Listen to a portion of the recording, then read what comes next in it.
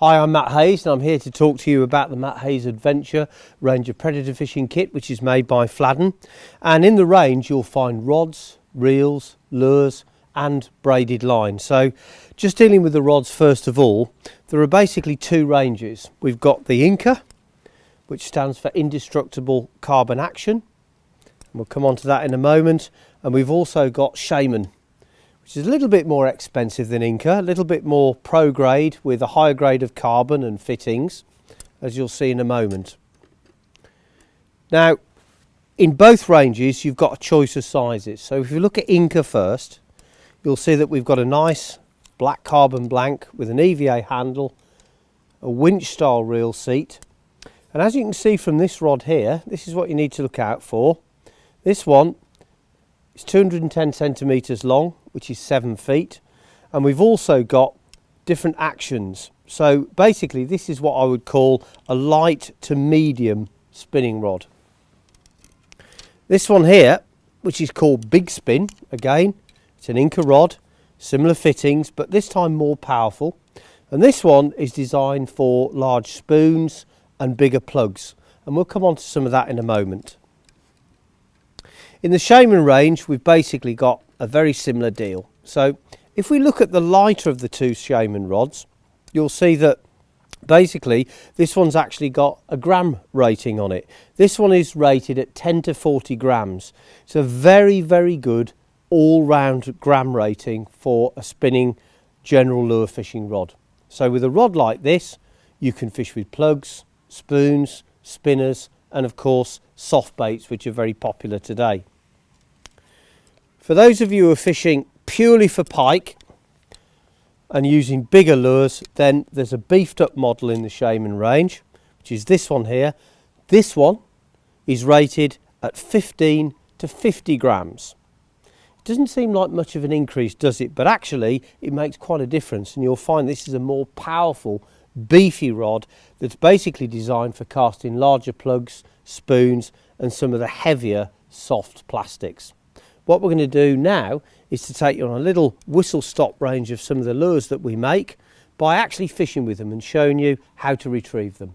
Well, you'll notice that I'm rigging this rod up using braided line, which is available in the collection, and the advantage of using braided line is that it's got virtually zero stretch. So for lure fishing, where you want to be in contact with the lure at all times as closely as possible, the zero stretching braid makes it a really, really good choice. And the nice thing about lure fishing is that you don't need to carry much kit. These rods are actually very versatile, so they'll cope with a very wide latitude of lure types and sizes. And all you need to do, having filled up your reel with braided line, is basically attach a wire spinning trace, which you can either make yourself, or as in this particular case, this is one that's been purchased from a local tackle shop. If you don't have time or you don't know how to make them, it's fairly straightforward, but this is really easy. Now, the sort of reel that you want, I would recommend that you have a medium size fixed spool reel. This is a Matt Hayes Adventure FD40. FD stands for front drag.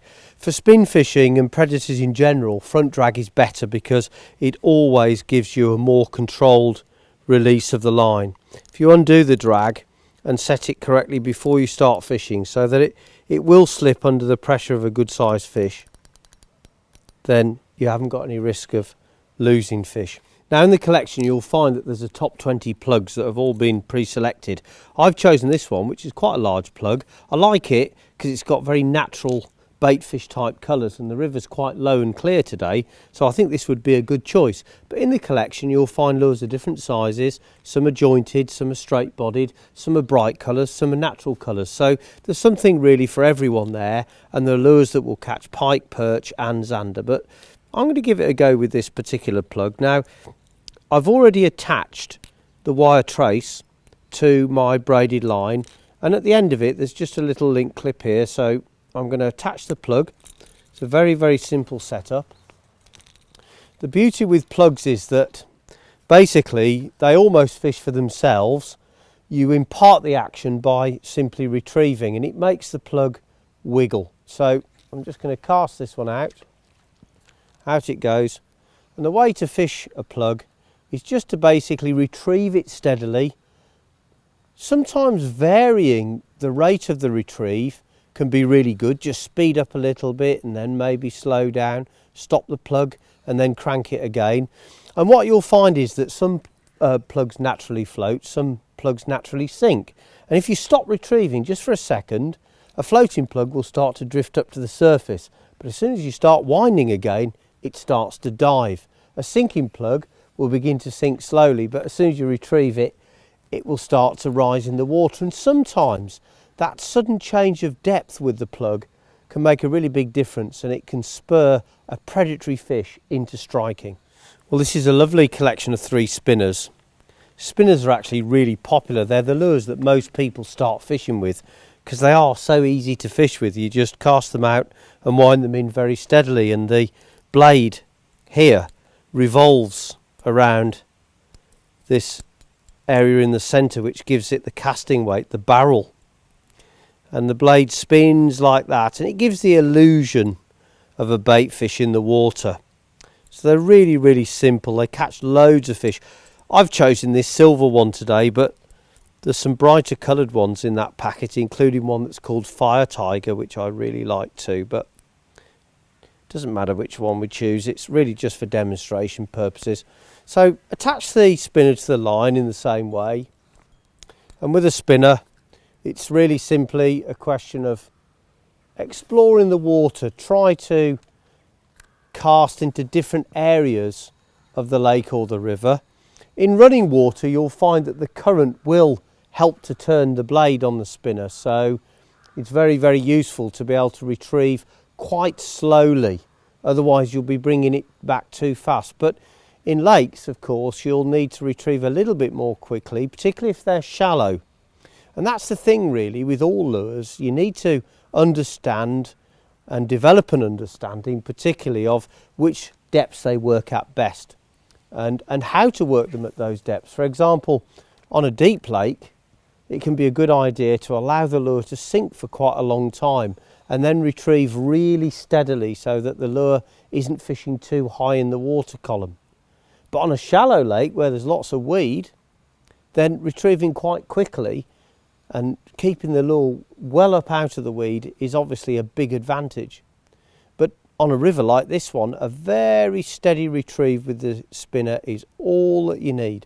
And this is the final piece of the lure fishing jigsaw, soft plastics. They seem to be taking over the world at the moment. This is a really nice collection actually. If you look at these jigs here, the hooks are really strong, but they're not too thick in the wire. And you've got a nice collection here of soft-tailed grubs. These are really, really good action in the water, even when you work them very, very slowly. I've taken one out of the packet, and I've chosen quite a bright one.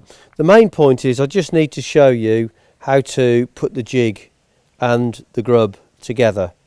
Start off by taking the point of the hook, push it into the grub, and bring it out through the side like so. Just feed the grub along the shank of the hook like this and push it down until basically it emerges from the grub's body. Well, the way to fish jigs and soft plastics varies actually, and it's developing all the time. At a very simple level, if you did nothing more than wind this slowly in, you'd have quite a lot of success because this tail would be beating away, the hook would ride point up so it's not digging down into the bottom, and you probably catch a lot of predators that way. But you can impart more action by jigging it, and that's where the name or term jig to describe this type of lure comes from. So let's just show you now the 2 different types of retrieve. Casting out first of all, straight retrieve, let the lure sink to the bottom and then start slowly retrieving, but you can stop, and that will allow the jig to start to dive, maybe go straight back down to the bottom again. So by retrieving slowly and stopping, retrieving and stopping, basically you'll be bringing the jig back like this, and that's a very, very attractive motion. There is another way to do it, and again it involves allowing the jig to sink to the bottom, which we'll do now. And this time I'm going to cast out, let it sink, and I'm going to retrieve the jig with small lifts. So basically what I'm going to do, you can see my thumbs here facing forward. I'm going to lift the rod and retrieve immediately. Just a small amount of line, only the amount of line that I've lifted. Like this, lift, wind, pause, lift, wind, lift, wind. It's only one turn of the reel handle, but that's enough to recover the slack line that I've dragged back. And the effect of that is very, very pronounced on the jig, because it will climb and fall, and it will literally clonk along the bottom, hopping like this. And for deep lying fish, particularly in cold conditions, perch, zander and pike, it's a very, very effective way of targeting them. So that's the Matt Hayes Predator Collection.